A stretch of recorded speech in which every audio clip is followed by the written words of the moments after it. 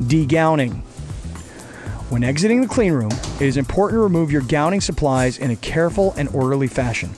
Remove your shoe covers first.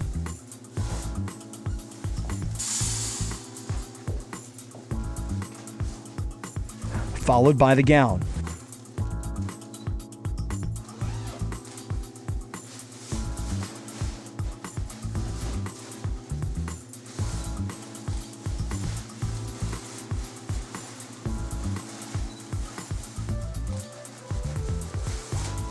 Lastly, remove your gloves, hair bonnet, and mask.